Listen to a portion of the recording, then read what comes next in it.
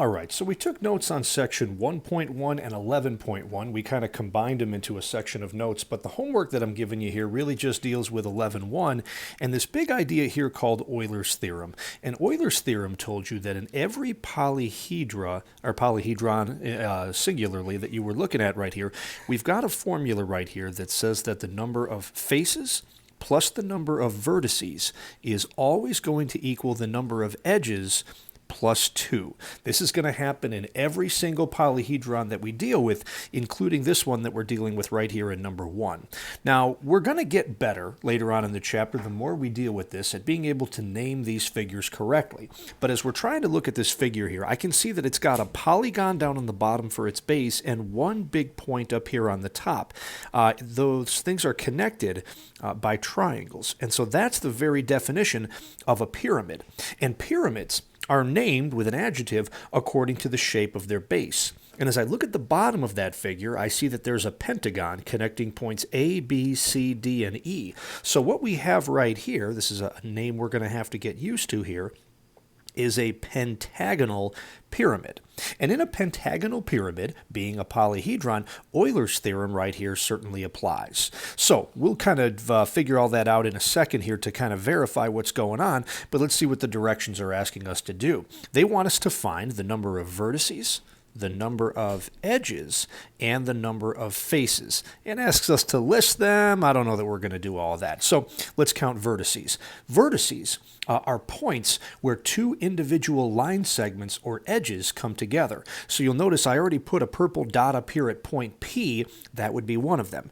A is a vertex as well. And you're kind of starting to get the picture here that everywhere that there's a letter naming an individual point within this figure, that's a spot where different line segments come together. Now, I like to think about this systematically rather than simply counting like I'm a fourth grader here. A pentagonal pyramid has a pentagon on the bottom, and a pentagon is going to have 5 vertices. In this pyramid, there's only one vertex up above the base. That would be point P right up here on the top. So this pentagonal pyramid has 5 vertices on the base and one up above it for a grand total of 6 vertices. Now, in terms of edges, if we really wanted to get fancy right here, we could start drawing them, but you're going to see this is going to get messy in a hurry. All the line segments in this figure here are edges. So AB is a line segment, BC, CD, DE, and AE. But again, trying to be systematic, we know that the bottom here was a pentagon, and a pentagon has 5 sides. Now, furthermore, each one of those vertices down on the bottom, such as A, gets connected with a line segment or an edge up to the top from A to P, and another one from B to P, and C to P, and D to P, and E to P. So this figure right here has 5 edges down on the base and another 5 edges connecting those base vertices up to point P on the top. 5 edges on the bottom, 5 edges going up to the top means we have a grand total of 10 edges here in this pentagonal pyramid. And faces was the last thing they asked us for, but very often people find that to be the easiest one to figure out. So let's go back to this figure here before I messed it all up. And we're just counting the flat surfaces that make up this plane. So again, trying to be systematic. There's one pentagon on the bottom of the figure here. So we've got one base. Then you've got 5 of these triangles here coming off of each side of your base right there that connect the base up to the top. So I just drew triangle PBC, but there's 4 more of them as well. So one pentagon on the bottom and 5 triangles going around the side means we have a grand total of 6 faces within this figure. Now, let me move all this over here. That I have there, this is the answer to the question. But I now want to talk about Euler's theorem just to verify that we got this right. And Euler's theorem will hold true on every single polyhedron, including this one right over here. So let's take a look at the numbers we came up with and see if it works. The number of faces we said was going to be 6. We would add that to our number of vertices right here, which would be 6 again. That should equal the number of edges, which we have right here as 10, and we would need to add 2 to that always. Well, left side, 6 plus 6 is 12, and on the right side, 10 plus 2 is 12 as well. So Euler's theorem checks out for that one. All right, let's move on. I wanted to do number 3 with you in part because the directions got kind of messed up when I digitized this document right here. And I think what it said right there was for each polyhedron, use Euler's formula to find the missing letters. So you can ignore that figure because I think that was part of number 2. We're just working on number 3 right here. We're supposed to figure out the number of faces, knowing that the number of edges is 12 and the number of vertices is 8, and you can ignore that. So again, we've got to use Euler's formula right here, which we wrote down on the last slide here. In any polyhedron, the number of faces plus vertices is always equal to the number of edges plus 2. Now, boy, guys, some things I hope we have down, some basic rules of algebra. This is an equation with 3 variables. If we know the value of 2 of them, that leaves 1 unknown, and we can solve an equation that has 1 unknown. We don't know the number of faces. They're telling us that the number of vertices here is 8 and that the number of edges is 12, and we would need to add 2 to that. So this is really just a very simple algebraic equation. F plus 8 is going to equal 14, and of course we're going to subtract an 8 from both sides. And we're pretty much done with this one. The number of faces in this figure, 14 minus 8, would have to be 6. There's not really any way to verify this. It doesn't tell us what kind of figure it is that we're dealing with. Yeah, as I look at it right here, nothing's really jumping out at me in terms of what this would be in order to draw it, but that's what it would have to have. All right, let's move on to number 8. Now again, this is kind of asking you to combine what we just did in 1 and 2 to verify Euler's formula for each polyhedron. So let's do the same work that we did again. Let's find the number of faces. We'll do it in a different order this time. We'll do the number of vertices, the number of edges, and then we'll add all that up and see if it works out. Okay, so what is it we're dealing with right here? Again, the shape of your base has 1, 2, 3, 4, and 5 sides. So we've got pentagons, but unlike what we did in number 1, which was a pentagonal pyramid because it came to a single point up here on the top, this figure in number 8 has another congruent and parallel pentagon up on top of the figure. So when you've got 2 congruent and parallel polygon bases on opposite sides of the figure, that is the definition of what we call a prism. And just like pyramids, prisms are named according to the shape of their bases. And in this prism here, our bases on both the bottom and the top are both pentagons. So again, we're going to make an adjective out of the word pentagon right there and make it pentagonal. So what we're dealing with right here is a pentagonal prism. All right, let's start counting, everybody. Faces, the number of flat objects that make up the outside. And again, let's try to be systematic about it. Count your bases. Every prism has 2. They're not always on the top and the bottom, although they are here, but they're always on opposite sides of the figure, and they're congruent and parallel. So we have 2 pentagons, and those pentagons are connected by rectangles. You can see one of them right here on the very front of the figure. And if you ask yourself how many rectangles are there, well, there's going to be 1 for each side of the pentagons on the top and the bottom. So, putting it all together, we've got 2 pentagonal bases and 5 rectangles that connect them for a grand total of 7 faces here within this figure. Let's start talking about vertices. This is probably the easiest one to count. A pentagon has 1, 2, 3, 4, 5 vertices, and of course there's another 1, 2, 3, 4, 5 up there on top. So the 5 and 5 means that we're going to have 10 vertices in this figure. And the last thing we would need to count is edges. But again, let's try to be intelligent about it and not just count on our fingers here.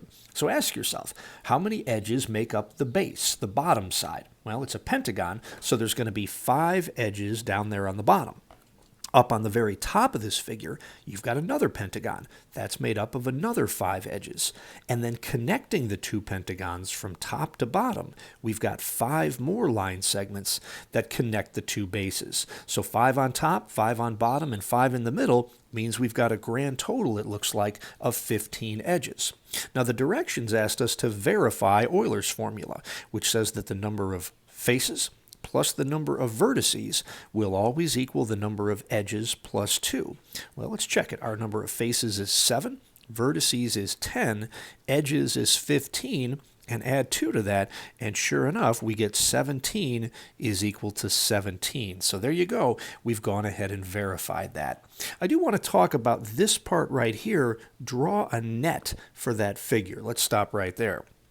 So a net of a three-dimensional solid is basically what would happen if you viewed this thing as a cardboard box and then you broke it down flat. And to draw a net, you really want to focus on this idea right here, the number of faces that you're dealing with. So what we said we had right here were two pentagons, one on the top and one on the bottom, and then 5 rectangles in the middle. Now, what I'm going to draw here is certainly not the only way to draw this net, but this is the way I would do it. I would think about unwrapping this thing, kind of like a cardboard box or maybe like a soup can, and I would think about taking this top pentagon and folding it upward, the bottom pentagon and folding it downward, and then think about everything in the middle right here and just kind of opening it up and laying it out like this. So here's what I would do. I would draw a long rectangle looking something like this, and then I would break that up into the 5 rectangles that make up what are called the lateral faces of this figure here. So that's kind of what the 5 rectangles in the middle section would look like. And then what we need to realize is there's one pentagon on the top, and you can draw that anywhere you want, but I would probably draw it right here in the middle and say, okay, we've got a pentagon sticking up here like this, and I'm going to run out of room here, guys, but we've got another pentagon down here on the bottom that does pretty much the exact same thing. So again, this is not the only way to do it, but this is what you would call a net of a pentagonal prism because it shows the 2 congruent pentagon bases on opposite sides of the figure, and then the 1, 2, 3, 4, and 5. Those should be congruent rectangles then that connect the top and the bottom. I'm not going to bother doing the Euler's formula for the 2-dimensional figure. I think we're okay without that part there. And just this last one right here for number 14, we're going to use Euler's formula to find the number of vertices in each polyhedron. Okay, so what's going on right here? We've got 6 faces that are all parallelograms. Probably the easiest thing to think about in a case like this, I'm going to draw something that you guys are going to recognize, I think, and it's not exactly what's happening within this figure, but it's one you're probably a little bit more familiar with than what they're discussing here. Okay. So if I was going to ask you guys what I just drew, I think we'd probably figure it out pretty quickly. That's a cube.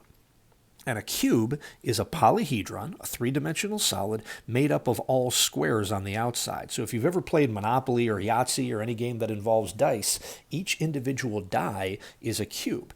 Now, each face of a die, like this guy right here, let me switch colors on you here, like this shape right over here in a cube, that's always going to be a square. But we forget about this, a square is a parallelogram.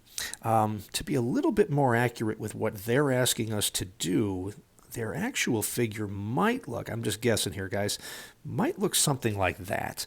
If I drew this, and then I tried to draw, boy, I'm trying to do this in an interesting way here, another parallelogram that was hopefully congruent and parallel to it on the other side of the figure, this figure that they're discussing might look something like that. Boy, that's a little bit weird, but 6 faces that are all parallelograms. Anyway, they were asking us to use Euler's formula to find the number of vertices. So Euler's formula says that the number of faces plus the number of vertices always equals the number of edges plus 2. Well, in this figure, in this polyhedron, they're telling us here that we've got 6 faces. They want us to come up with the number of vertices, so V is our unknown, but that's interesting. That tells us that the number of edges is something that we have to be able to figure out from the information that was given to us. Without knowing the value of E, there's no way for us to figure out the value of V. So if we take a look at either one of these 2 figures that I just drew and we start counting edges, we can be systematic about it. In both cases, you've got 4 edges on the bottom, 4 edges on the top, and another 4 edges that connect them all. So 4, 4, and 4 means we're going to do 12 right there, and that makes it look like, let's see here, we've got a 6 plus V is equal to 14.